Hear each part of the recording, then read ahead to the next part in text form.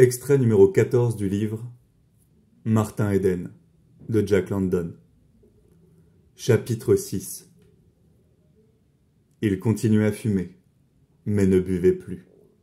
Jusqu'alors, boire lui avait paru être un usage à respecter entre hommes, et il s'enorgueillissait de mieux tenir l'alcool que la plupart.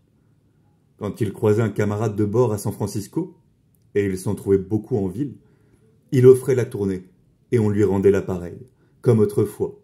Mais il commandait pour lui des boissons gazeuses sans alcool, et supportait de bonne grâce les remarques taquines des uns et des autres.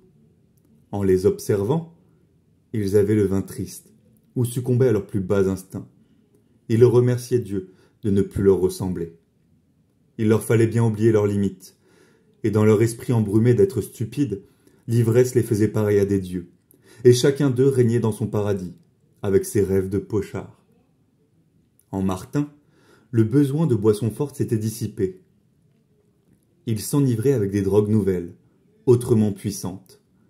Avec Ruth, qui l'avait embrasé d'amour et lui avait fait entrevoir une vie plus haute, une vie éternelle, avec les livres, qui avaient répandu dans son cerveau des myriades d'envies délirantes, et avec le sentiment d'avoir atteint à une parfaite propreté de sa personne, qui rendait sa santé plus éclatante que jamais, et faisait vibrer son corps tout entier de bien-être physique.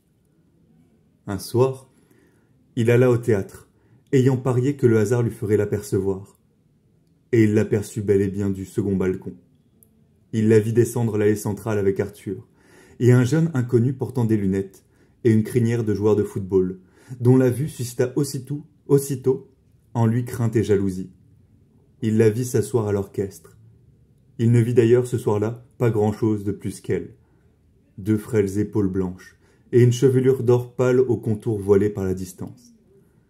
Mais d'autres que lui avaient des yeux, et promenant de temps en temps ses regards autour de lui, il remarqua 2 jeunes filles, qui, de la rangée de devant, une dizaine de sièges plus loin, lui rendaient ses coups d'œil, avec des sourires qui n'avaient rien de timide.